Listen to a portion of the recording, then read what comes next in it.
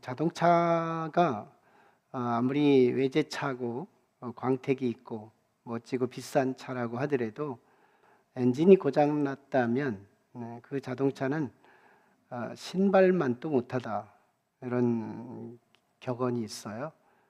자동차가 아무리 힘이 있고 오르막도 잘 차오르고 그렇게 신나게 우리가 여름 휴가도 다니지만 엔진이 고장난 그 자동차를 누가 타고 다닐까요? 신발만도 못하지. 네, 우리가 신앙생활에도 정말 엔진이 있어요. 똑같이 성경 찬송 오른쪽 그림을 보시듯이 성경 찬송을 들고 다니지만 왠지 모르게 등에 무거운 짐이 있어요. 예수 믿는 게 벅차요. 예수 믿는 게 이렇게 어려운 줄 알았으면 아예 믿지 말걸, 그런 생각이 드는 그런 분들이 있죠. 여러분들은 저 오른쪽에 있는 그림 혹시 해당되는 분이 있을까요? 예수 믿는 게 참 유희가 되고 또 재미가 있고 기쁨이 되고 놀이가 되고 참 손쉽고 너무 재미있다면 예수 믿는 게 참 복이 되겠지만 어느 한때부터 내 엔진이 꺼져 있어서 한 1m도 움직이기 참 어렵고 주일은 너무 빨리 돌아오고 교회에 와서 앉아있자니 자꾸 사업장이 생각나고 예수 믿기가 참 버겁고 눈동자 안에 모래 하나가 들어온 것 같이 힘들기만 하고 아무런 느낌도 없고 하나님은 살아계신지 소문은 있지만 내 삶 속에 전혀 느낌이 없는 그런 신앙이 되지는 않는지, 어쩌면 오늘은 에베소라고 하는 지역에 제자라는 이름은 있었지만 실제로 신앙이 버겁고 생명력이 없던, 기쁨도 없던 그리스도인 젊은 12명의 청년들을 만나게 됩니다.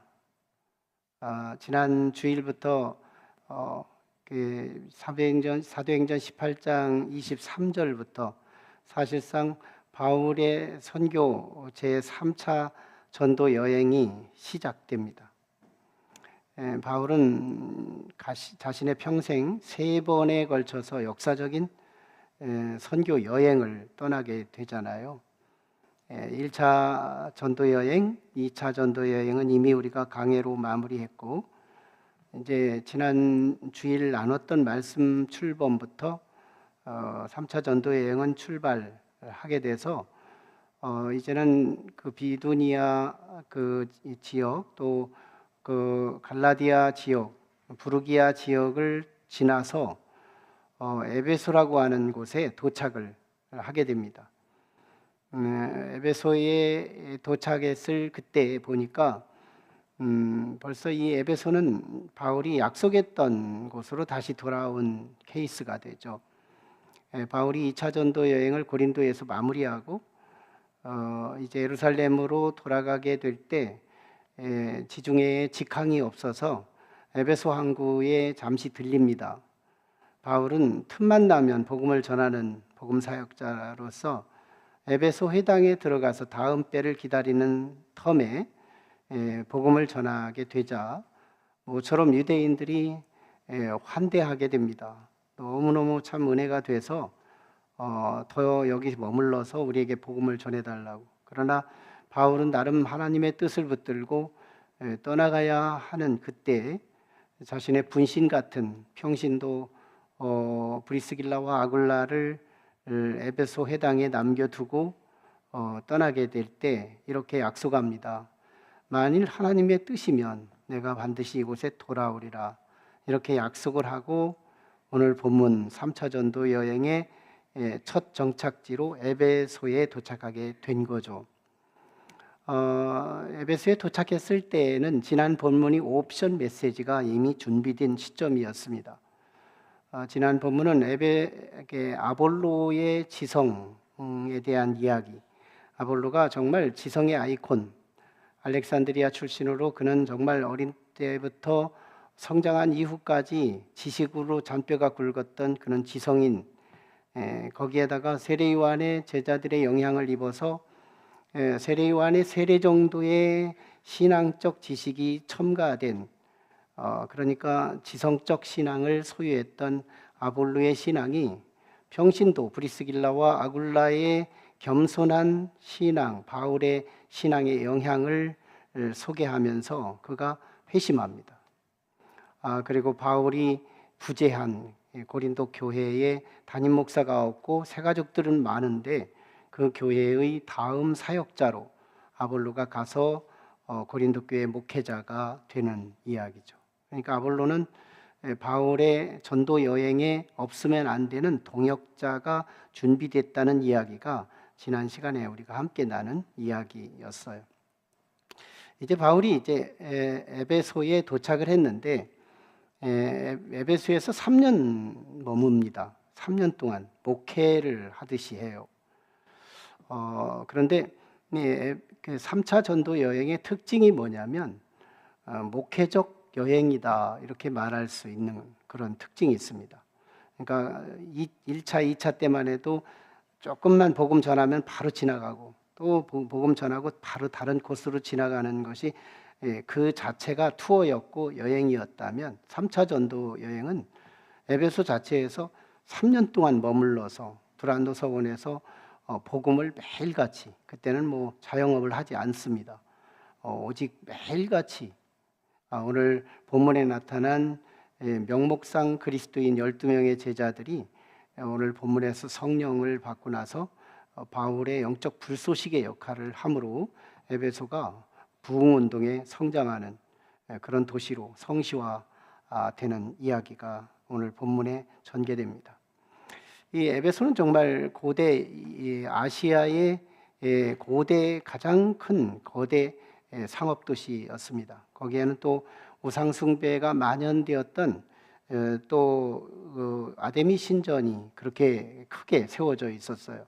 아데미 신전하면 우리나라의 여의도의 국회의사당 같은 그런 건물이 생각날 만큼 이 굉장히 막 우람한 기둥들이 굉장히 많이 세워져서 아데미 신전이 세워지는데 모든 우상들을 섬기는 그 만신전 같은 그런 우상의 신전입니다.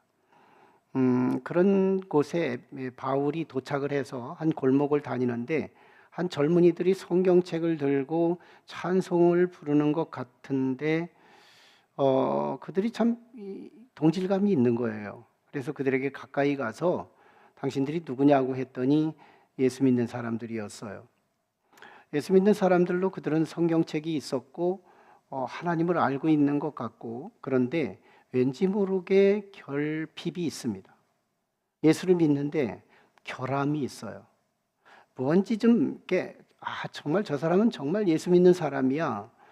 그래서 뭔가 우리와 퀄리티가 달라. 감정의 세계가 다르고 의지의 세계가 다르고 이해의 세계가 달라. 뭔가 이 차별성을 느끼는 게 아니라 안 믿는 에베소 사람들과 이 청년들은 성경책을 들었다는 차이밖에는 별로 차이를 못 느끼는 명목상의 그리스도인 같은 모습이었어요. 저들의 결정적인 기쁨이 없어요. 저희 내적인 어떤 체험도 없는 것 같아요.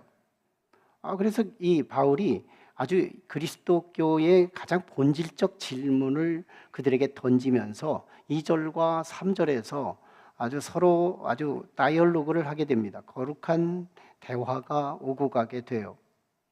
바울이 가장 중요한 질문을 던집니다. 너희가 예수 믿는다고 했으니까 너희가 예수 믿을 때 성령을 받았느냐? 하는 질문이었어요. 이 질문은 역사적인 질문이에요. 어쩌면 이 질문은 모든 인류 그리스도인들에게 던져야 할 질문입니다. 우리에게도 던져질 질문이어야 해요. 난 예수를 지성적으로만 믿고 있는 지성적 그리스도인인지, 아니면 내게 영성으로 이미 영적인 존재인 그리스도인인지, 참 그리스도인인지 우리 자신에게 던져야 할 질문이에요. 예수 믿을 때 성령을 받았느냐? 여러분, 이 성령은 예수 그리스도 안에 있었던 충만한 영입니다. 예수님의 안에 있었던 영. 그래서 그분은 우리하고 다른 거예요. 하나님의 영. 그분이 예수 그리스도 안에 충만했어요. 어머니가요, 단순한 여자하고 다른 이유는요, 어머니의 영이 있기 때문이에요. 어머니는 비록 유약하고 여성이고 약한 존재지만 어머니의 영이 있는 그 여성은 어떤 남자도 이길 수 없어요. 어머니에겐 영이 있어요. 여러분, 진짜 그리스도인은 정말 그 속에 영이 있어요. 이게 우리의 정체성이에요. 성경 찬송 들었다고 그리스도인 아니에요. 교회를 왔다고 그리스도인 아니에요. 여기 왔다고 천국 가는 거 보장받을 수 없어요. 내 속에 예수님 안에 있던 그 영이 내게 있냐는 거예요. 예수님도 정의하십니다. 그리스도의 영이 없으면 그리스도인이 아니라고 바울이 소개하고 있어요. 그리스도의 영이 없으면 그리스도인이 아니라. 모양 가지고 카피할 수 없대요. 우리의 행적 가지고 그걸 증명할 수 없대요. 우리 안에는 그리스도의 영이 있어야 한대요. 이 에베소의 12명의 이 청년들에게 이 영이 없다는 걸 누가 알아요? 바울이 압니다. 너희가 예수 믿을 때 성령을 받았느냐? 그저 그들이 이렇게 대답합니다. 2절 하반절에서 우리는 성령이 계신 줄도 몰랐습니다. 성령이 계신 줄도 몰랐어요. 어떤 초신자한테 물어보니까 성령이 뭐예요? 이렇게 묻더라고요. 성령이 계신지도 모른다. 바울이 이렇게 물어요. 그럼 너희가 세례를 받았다고 하는데 무슨 세례를 받았느냐? 그래서 그들이 대답해요. 바로바로 직답하죠. 우리는 요한의 세례를 받았습니다. 이때요. 참 바울이 그들을 책망하고 윽박지르지 않아요. 성령 없다고 책망하지 않습니다. 바울은 인격자예요. 진짜 신앙을 가진 사람은 인격자거든요. 여러분, 우리가 신앙을 바르게 가져야 하고 성령이 충만해야 할 이유는 인격 때문인 거예요. 이 땅에 살면서 인격이 바르게 예수 그리스도의 인격을 그대로 카피할 수 있는 비밀이 뭐냐? 그리스도의 영이 내게 임하는 거예요.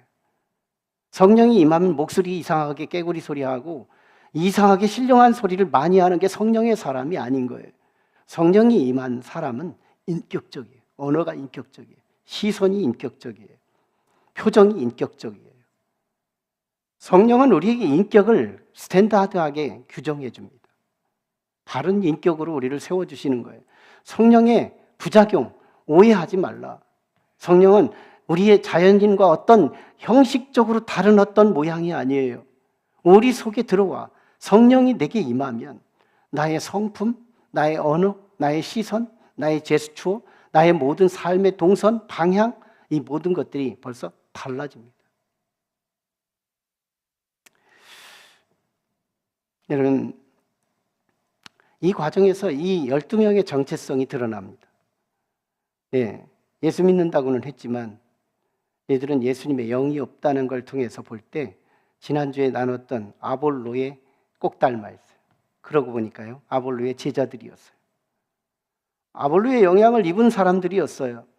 아볼로의 정체성은 지성이었습니다. 그런 것처럼 이 아볼로의 제자들 12명도 역시 지성이었어요. 아는 건 뚫어지는 거예요. 예수에 대해서 말하라면 1시간 더 얘기할 수 있는 사람들이었어요. 지성적인 그리스도인이었어요. 그런데요, 이들이 오늘 4절, 바울이 결정적인 4절을 선포함으로써 이들은 축이 바뀝니다. 존재가 바뀌어요. 정체성이 바뀌어요. 사람이 바뀌어요. 입술이 바뀌어요. 바라보는 시선이 바뀌어버려요. 4절을 한번 읽어보실래요? 우리 대독자 한번 읽어주세요. 4절. 빨리 해요.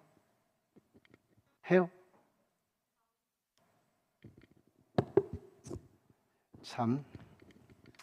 바울이 이르되 요한이 회개의 세례를 베풀며 백성에게 말하되 내 뒤에 오시는 이를 믿으라 하였으니 이는 곧 예수라 하거늘.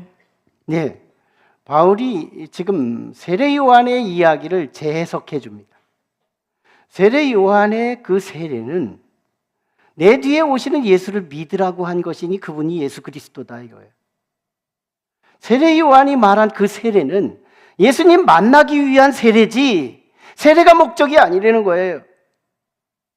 당신들이 예수를 누군지 아느냐? 예수는 십자가에 우리를 위해서 죽었어. 내가 죽을 죽음을 예수님이 대신 죽었어. 그래서 우리는 안 죽도록 약속된 거예요. 우리는 죽어도 안 죽어요. 영원한 천국에 입성한다는 것이 우리의 약속이에요. 그리스도께서 죽어주셨기 때문에. 죄값을 주님이 다 뺏어가 버렸어요.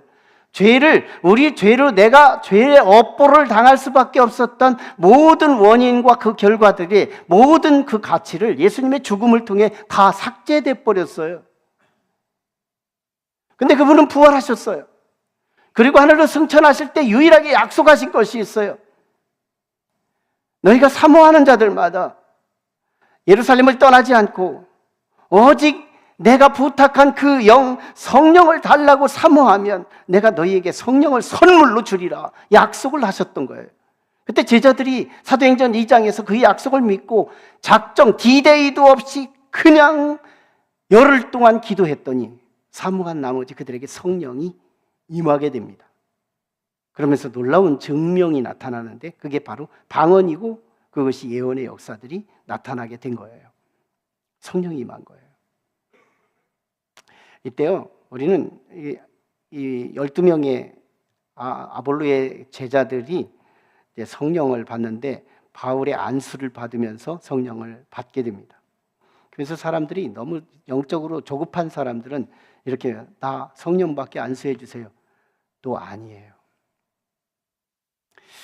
여러분 가끔씩 우리가 심정지가 이루어질 때가 있어요. 심장이 정지가 되는 원인이 두 가지인데 하나는 심장 자체가 고장이 났을 때 심정지가 이루어지고 또 하나는 산소가 부족할 때 심정지가 이루어져요. 그러니까 심장 자체에 문제가 있을 때는 이 가슴을 압박해 주면 1회에 30회씩 2번 정도 해주면 심장 자체에 문제가 있는 사람들은 이 압박에 의해서 그냥 다시 심장이 다시 재생이 됩니다. 근데 심장의 호흡이 문제가 돼. 산소가 부족해서 물에 빠진 사람은 무조건 인공호흡이 필요합니다.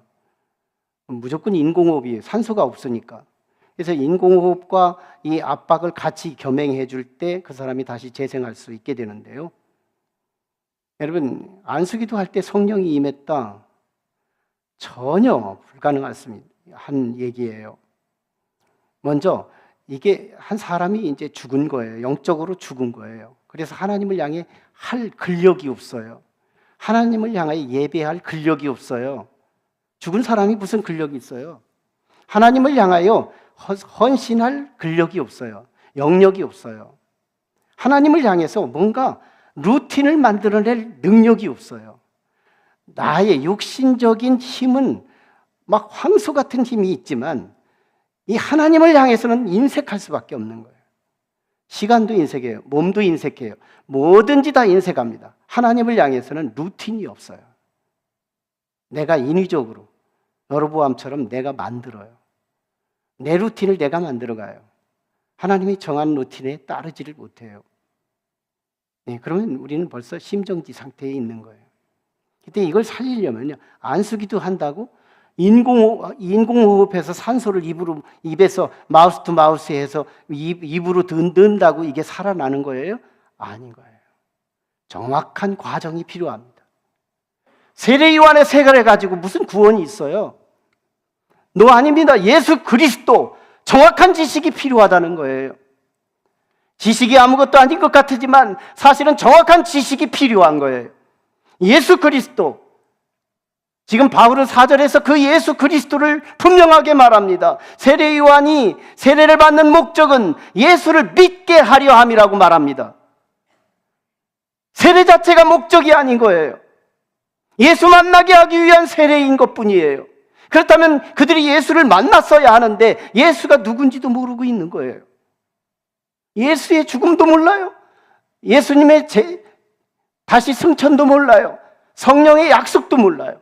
아무것도 모르는 이 젊은이들, 황수 같은 근력이 있지만 예수님을 향하여 아무 근력도 쓸 수 없는 사실상은 엔진이 꺼진 자동차와 같은 사람들이었어요. 네, 그들을 향해서요, 여러분, 정확한 예수라는 것을 바울은 가르칩니다. 그리고 세례를 베풀어요. 세례를 베풀어요. 여러분, 세례가 뭘까요? 진짜 그리스도인 되는 거룩한 프로세스예요. 정말 우리가 세례를 거절하는 사람들이 가끔 있습니다. 난 세례 아직 자격이 안 돼요. 스스로 기준을 삼아요. 난 아직 자격이 안 되거든요. 내가 세례를 나중에 받겠습니다. 자격이 될 때 받겠습니다. 벌써 비성서적이에요. 세례는 자격이 되는 사람이 참여하는 게 아니에요. 구원 받고 싶은 사람들이 참여하는 거예요. 나는 어떤 때든지 하나님의 구원을 열망하고 나는 구원에 대해 열어놓은 사람, 아직 미완성이에요. 아직 모자람이 많아요. 그럼에도 불구하고 나는 구원받기를 갈망해요. 구원받고 싶어요 하는 사람이 참여하는 것이 세례입니다. 이 세례에 참여하는 이 과정이 얼마나 거룩한지 아세요? 기독교는 결과주의가 아니에요. 뭐로 가도 서울만 가는 그런 종교가 아니에요. 어떻게 서울을 갈 거냐가 중요한 것이 기독교예요. 기독교는 세례라고 하는 채널이 있습니다. 이것은 내가 구원받고 싶어 하는 나의 인격적 의지의 발현이에요. 인격적 의지예요. 내가 구원받고 싶어요. 열리지 않은 가슴에 난 구원받고 싶지 않아요 하는 사람에게 성령이 내린 적이 없고, 난 구원받고 싶지 않은 사람이 천국 간 사람이 하나도 없다는 사실입니다. 내가 구원받고 싶다고 해도 다 천국 가는 건 아니지만, 내가 구원받고 싶다고 해서 다 우리가 하나님의 백성이 되는 건 아니지만, 내가 하나님이 필요 없어요, 나는 구원이 필요치 않아요 하는 사람이, 그들이 성령을 받은 사람이 없고 그들이 천국 간 사람은 없다는 사실입니다. 그렇다면 천국 가는 백성의 특징이 뭐냐? 난 천국 가고 싶어요. 자신의 분명한 의지, 이게 세례입니다. 예수라고 하는 정확한 지식과 세례라고 하는 정확한 과정이 연합된 그에게 인공호흡이 시작됩니다. 안수가 시작됐어요. 안수 6절. 안수하니까 저들이 앓던 소리가 나는데 두 가지가 특징으로 나타납니다. 하나가 방언이었어요. 또 하나가 예언이었습니다. 참 놀랍게도 무명의 그리스도인들, 명목상의 그리스도인들, 예수를 믿지만 기쁨도 없고, 예수를 믿지만 자기 루틴도 없고, 하나님을 향하여 십자가도 없고, 자신의 희생도 없고, 오직 자기 중심적으로 프로그램을 만들어가는 그 그리스도인들이었던 그들, 이제는 그는 예수 그리스도가 구원의 주라는 사실을 발견했고, 그리고 그분에게 구원받고자 하는 의지를 분명히 표한 그들에게 안수기도가 임하게 되자 그에게 성령이 임하는데, 전에 없던 멘트가 바뀝니다. 방언이었어요. 여러분, 방언이 뭘까요? 방언의 원래적 정의, 내 입술을 내 이성과 내 판단과 내 분석에 의해서 하고 싶은 생각을 그대로 표현하는 그 언어가, 그 입술이, 나는 이렇게 생각하고 있는데 딴 말이 나오는 말, 내가 지금 이런 말을 하고 싶은데 엉뚱한 말이 나오는 말, 내 혀를, 내 의지가 운영할 수 없는 언어, 이게 방언입니다. 내가 의지적으로 표현하려고 했던 말인데 이상하게 다른 언어가 나오는 거예요. 샬라 블레블레, 아무튼 할렐루야 10번 하다 보면 이상한 말이 나오는 것처럼 우리가 말하는 그 방언, 여러분, 그것이 사실은 방언일까요? 방언일 수 있습니다. 1차적으로는 맞아요. 1차적으로는 내가 원하는 말이 아니에요. 나는 이런 말을 하려고 했던 게 아닌데 엉뚱한 말이 나오는 거. 내 혀를 누가 주관해요? 성령이 주관해요. 내 혀를 하나님이 주관해요. 그 사람은요, 17 더하기 2를 쓰지 않습니다. 어쩌다가 17, 18, 19 하되 18만 해도 죄스러워요. 언어가요, 마귀의 방언을 쓰지 못하게 해요. 부정적이지 않게 해요. 네거티브하지 않게 해요. 절망의 단어를 쓰지 않아요. 마귀가 준 은사의 방언을 사용하지 않습니다. 이 젊은 12명은 놀라운 새로운 방언을 시작합니다. 사랑해요. 잘 될 거예요. 잘 되고 있습니다. 우리는 하나님이 있잖아요. 전능하신 하나님. 그분이 내 하나님이잖아요. 그분이 내 거잖아요. 그분이 내 죄를 뺏어갔어요. 그분이 나를 새로운 피조물로 나를 이렇게 새롭게 하셨어요. 나는 다시 리스타트, 나는 다시 출발하는 사람이에요. 나는 그분께서 나를 기대하세요. 그러니 나는 이런 언어는 내 것이 아니에요. 이제는 새로운 방언, 새로운 언어, 창조적인 언어, 소망의 언어, 희망의 언어, 절망의 언어를 사용하지 않아요. 이게 진짜 방언입니다. 전에 쓰던 옛날의 언어를 버리고 이제는 새로운 신생어, 교회에서 사용할 수 있는 서로 고무적이고 서로 생성시킬 수 있는 그런 언어가 시작되는 방언. 또 하나가 있습니다. 예언자예요. 무당 같은 사람들이 하나님의 천기를 누설하며 이상한 소리하고 7월달 바닷가에 가지 말라고, 7월달 물가에 가지 말라고 당연한 얘기를 하면서 하나님의 신성의 이름을 더럽히는 무당. 여러분, 이 세상에서 무당처럼 저주받은 사람이 없다는 사실을 기억하셔야 돼요. 무당은 하나님의 천기를 누설하는 사람들이에요. 하나님께서 우리에게 미래를 안 알려주시는 건 어마어마한 은혜입니다. 내 미래를 잠언서에는 우리에게 이렇게 말합니다. 우리에게 형통한 날과 곤고한 날 두 개만 예약해 주시고, 이 두 개가 믹서돼서 덜 형통한 날, 덜 곤고한 날, 아주 곤고한 날, 아주 형통한 날, 이것을 만날, 천날, 10만 날을 만들어서 우리의 인생이 허락되는 거예요. 우리의 미래는 알아서 가는 게 아니에요. 모르기 때문에 기대가 되고, 모르기 때문에 신중해지고, 모르기 때문에 집중해져야 하는, 이게 하나님이 섭리하신 미래예요. 그런데 분명한 건 성경은 분명히 미래를 얘기합니다. 그리고 모든 그리스도인들을 예언자로 초대한 겁니다. 근데 우리는 예언을 못하고 있어요. 세상에 나가면 아주 침묵자가 되고 있어요. 예수를 믿는데도 아무 말도 하지 못하고 있어요. 세상에서 나가서 예언 한마디를 하지 못하고 돌아옵니다. 지난 한 주간에 예언하신 분이 있으실까요? 우린 예언할 수 있어요. 하나님은 우리의 인생을 허락하시고 우리가 영원한 천국 갈 수 있는 그 길을 이미 설정하셔서 예수 그리스도를 우리 인생의 길이라고 말합니다. 예수 그리스도를 우리 인생의 구원의 진리라고 말합니다. 예수 그리스도를 우리에게 영원한 생명이 되는 생명이라고 말합니다. 예수 그리스도를 믿지 않으면 지옥이지만 우리의 미래가 예수 그리스도를 믿으면 영원한 천국이라고 이미 선포하고 계십니다. 이걸 누구에게 맡겼을까요? 특정한 예언자들에게? 아닙니다. 모든 그리스도인에게, 우리에게 맡기신 예언이에요. 우리는 그 예언을 하고 있을까요? 예수가 답이라고 말이죠. 자신의 삶의 현장에서 매몰되어 답답해하는 우리의 이웃 앞에서 예수라는 말 한마디를 하고 계신가요? 예수가 해결하시는 분이에요. 예수가 인생의 답이에요. 예수님만이 우리의 진리요 희망이에요. 예수 그리스도를 내가 믿기 이전에는 당신처럼 나는 질식할 때가 있었지만, 내가 어느 때부턴가 예수 그리스도를 내가 의지하고 그분과 나의 사업을 도모하고 그분과 내 인생을 도모한 그 이후에 하나님은 내게 이런 해법을 주셨고 나의 인생을 해결을 그렇게 해주신 적이 있으셨어요. 나는 자매님이, 나는 형제님이 예수를 같이 믿었으면 좋겠어요. 예수 믿어야 미래가 밝습니다. 예수 믿어야 구원이 임합니다.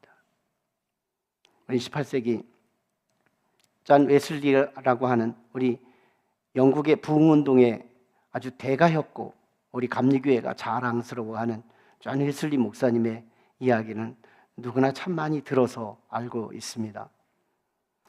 웨슬리는 옥스퍼드 대학 출신이었어요. 그리고 옥스퍼드 대학에서 강의도 하신 교수급 되는 분이었습니다. 영국에서 옥스퍼드 대학은 우리 한국 사회에서 서울대 이미지 되는 대학입니다. 그러니까 존 웨슬리, 우리 감리교회의 선조였던 웨슬리는 정말 석학이었죠. 영국의 지성이었어요. 그가 정말 예수를 믿고 신성 클럽을, 거룩한 홀리 클럽을 만들어서 하나님의 말씀을 율법적으로 지켜보려고 일주일이면 하루하루 그 달력을 만들어 놓고 조금도 시간이 누수되지 않도록 그걸 지키려고 그렇게 차근차근히 말씀을 지켜갑니다. 그리고 그가 열정이 있는 나머지 안수까지 받아요. 목사가 됩니다. 목사가 되고 나서 이제 먼 미국의 정보를 듣고 미국의 조지아 주라고 하는 곳에 인디안들이 살고 있다, 미개한 사람들이 살고 있다는 정보를 듣고 그는 대서양을 건너서 미국으로 갑니다. 가는데 엄청난 큰 바다, 거기에 작은 배를 타고 가는 웨슬리가 풍랑을 만납니다. 집채 같은 풍랑이 이 배를 들이닥치는 거예요. 누가 봐도 꼼짝없이 이 배는 침몰될 수밖에 없는 위기에 있었어요. 그때 이 웨슬리는 사시나무 떨듯이 떨립니다. 죽으면 어떠지? 죽으면 어떠지? 자기가 지금까지 믿었던 그 하나님은 써먹지도 못해요. 속수무책으로 그 풍랑과 그 사망의 위협 속에서 삼킴을 당하고 있을 그때 어딘가에서 고요하고 평안스러운 찬송의 소리가 들립니다. 주 안에 있는 나에게 딴 근심 있으랴. 한번 생각해 보세요. 나는 정말 속에 불안과 초조, 죽으면 어쩌나 불안해하고 있을 때 한편에서 주 안에 있는 나에게 딴 근심이 있으랴. 전혀 상반된 사람들이 같은 배에 타고 있었던 거예요. 거기서 큰 물음표를 가지고 이 웨슬리의 간절한 구원의 기도는 응답이 돼서 풍랑은 잠재워졌고, 그래서 그 찬송 소리 방향으로 웨슬리가 찾아갑니다. 갔더니 독일의 모라비안 교도들로 예수 믿는 사람들인데 경건주의, 즉 성령주의자들이 그곳에서 찬송을 부르고 있었던 거예요. 내가 믿는 예수하고 당신이 믿는 예수가 무슨 차이가 있느냐? 의문표를 가지고 조지아에 갑니다. 조지아의 선교는 형식적이었어요. 설교는 지적이고 지성적이었지만 아무도 결신하는 사람이 없습니다. 거기에서 이성적인 문제가 하나 막 손해를 당하게 되면서 도망가듯이 다시 영국으로 돌아오게 되면서 그는 인생의 큰 물음표를 귀에다 대고 사는 거예요. 뭐지? 내가 왜 선교도 실패하고, 나 같은 열정은 찾아보라고 해도 찾아보기 어려운 열정인데 이 열정에도 불구하고 기쁨도 없고 보람도 없고 성과도 없고 결과도 없는 이 결과는 뭘까? 그러자 그는 독일로 가게 됩니다. 모라비안들의 모처인 독일의 모라비안 교도들에게 가서 같이 살면서 확인을 해보니요, 성령이었어요. 성령을 어떻게 받아야 할까?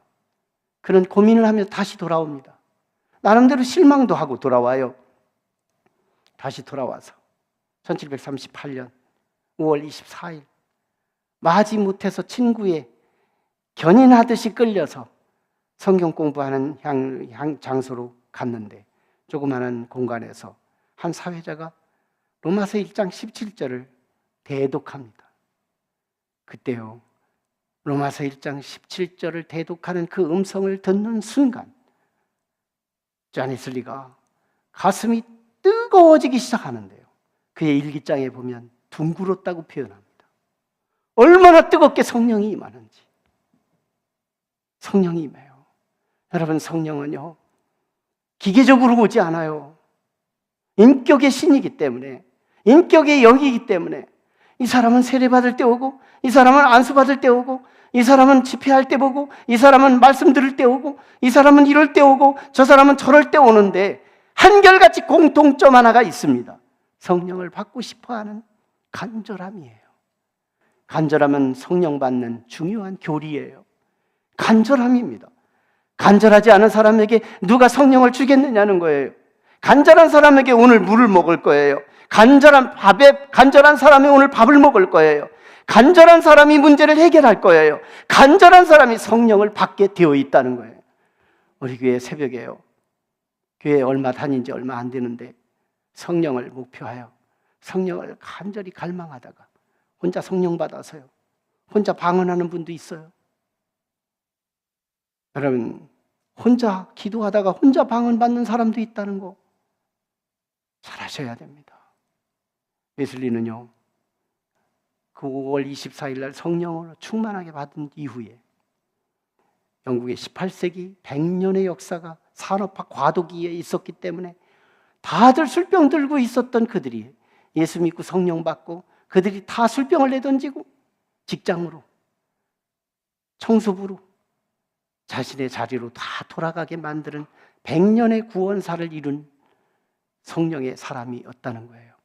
그리고 오늘 세계는 나의 교구라고 한 웨슬리의 운동은 감리교회를 통해 오늘 또 이곳에서 우리 교회의 운동을 일으키고 있다는 거예요. 성령은요, 죽어도 일합니다.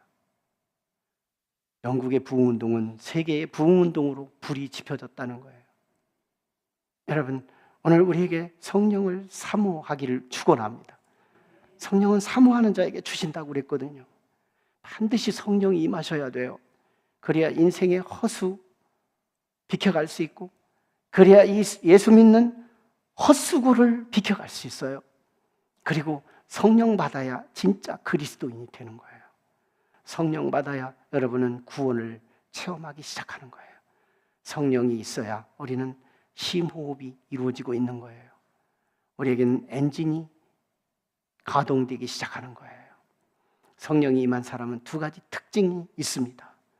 세상에 나가서 킹덤 빌더로 목표 두 가지가 있어요. 방언이에요. 이제는 우리가 짜증내는 소리는 졸업하셔야 돼요. 저도 졸업한 지 3주쯤 지났지만요, 조금씩 새어나와요. 그런데 새어나와도 그리스도의 십자가로 다시 씻고 다시 또 합니다. 짜증 나요. 그런데 졸업한 사람은 언제나 다시 도전할 수 있습니다. 저와 여러분은 킹덤 빌더로 방언을 시작하셔야 돼요. 샬라샬라 이런 방언 말고 사랑합니다. 잘 될 것입니다. 여기가 좋습니다. 나는 천국이 시작됐어요.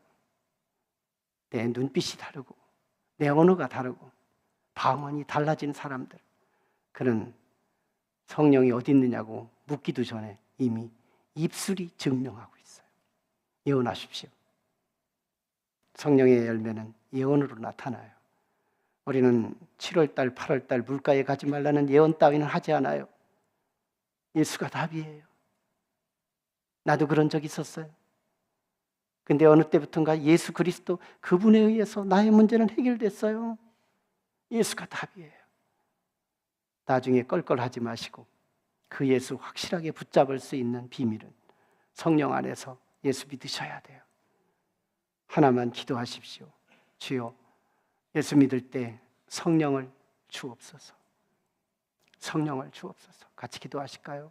우리 같이 기도합니다. 주님,